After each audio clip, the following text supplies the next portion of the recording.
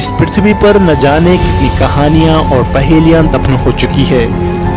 दोस्तों, मैं बात कर रहा हूं पृथ्वी पर मानव की उत्पत्ति व विकास पर। एक वैज्ञानिक शोध के मुताबिक धरती पर सबसे पहले मानव जैसे लोग आज से लगभग 53 लाख वर्ष पूर्व प्रकट हुए थे।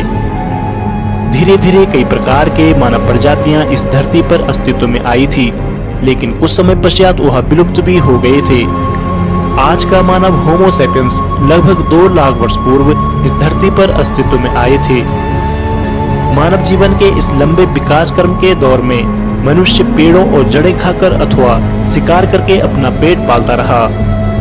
दोस्तों, इस अनसुलझी कहानी को समझने के लिए हमें चार्ल्स डार्विन की थ्योरी तथा लाखों वर्ष पूर्व तक का सफर तय करना पड़ेगा।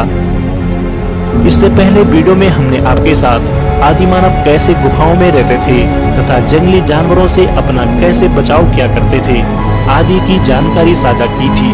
तो चलिए आज मैं आपको क्या कहती है चार्ल्स डार्विन की ह्यूमन एवोल्यूशन की थ्योरी का सफर तय कराने की कोशिश करता हूँ। तो मैं उम्मीद करता हूँ कि आप भी इस सफर के लिए तैयार हो गए होंगे। तो बने रहिए हमारे इस वीडियो के अंत तक। पहले विद्वानों को 19वीं शताब्दी तक के पूर्व इतिहास काल के बारे में बहुत कम जानकारी थी, परंतु विद्वानों ने उन स्थानों पर खुदाई की जहां पर किसी समय मनुष्य के रहने की संभावना समझी जाती थी। इन खुदाइयों में पुराने बर्तन तथा प्राचीन काल के मनुष्यों तथा जानवरों की हड्डियां प्राप्त हुई थी। इन वस्तुओं से मिली जानकारी के आधार पर विद्वानों ने इस बात पर प्रकाश डाला है कि पूर्व ऐतिहासिक काल में मनुष्य कैसे जीवन व्यतीत करता था। विद्वानों का विचार है कि मानव जाति का इतिहास लगभग 40 लाख वर्ष पुराना है।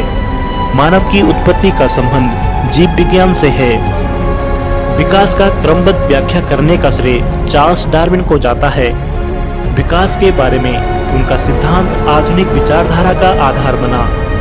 उनकी पुस्तक on the origin of species ने धार्मिक संस्थाओं अथवा न्यूटन द्वारा दिए गए ब्रह्मांड की उत्पत्ति के बारे में दार्शनिक विचारों पर संदेह व्यक्त किया था।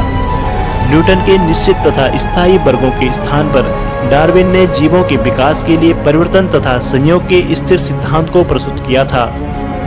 डार्विन ने तथ्यों को एकत्रित करके यह सिद्ध करने का प्रयास किया था जीवित पेड़ पौधे, मनुष्य तथा जानवर सभी प्राणी प्राथमिक रूप से विकसित हुए थे। जीवित वस्तुएं वातावरण के प्रभावाधीन अपना अस्तित्व बनाए रखने के लिए जो संघर्ष करती है, उसमें उन्हीं को सफलता मिलती है जो पूर्णतः स्वयं को वातावरण के अनुसार ढाल सके। डार्विन ने जीव विकास की विधिवत व्याख्या की है।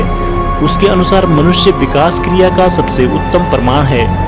मनुष्यों तथा पशुओं के शारीरिक ढांचों तथा कार्यों में बहुत सी समानताएं हैं।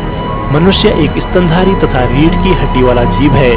उसके तथा अन्य स्तनधारी और रीढ़ की हड्डी वाले जीवों के पूर्वज लगभग एक ही हैं। डार्विन ने अपने विचारों के समर्थन में बहुत सी सामग्री एकत्रित की है। नए अवशेषों के मिलने से डार्विन के सिद्धांतों को बल मिला था।